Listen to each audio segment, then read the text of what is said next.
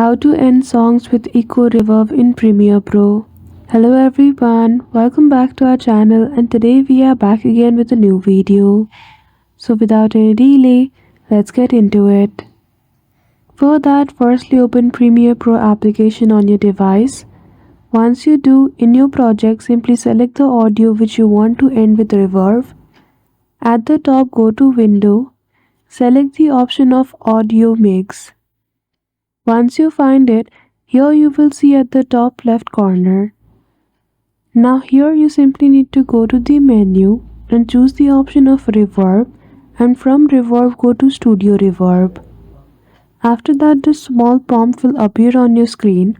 In that you simply can manage the level of the reverb you want in your audio, and then you're good to go. So that's it. I hope you found this video helpful. If you did, don't forget to give it a thumbs up and subscribe to our channel for such tutorial. Thank you for watching till the end.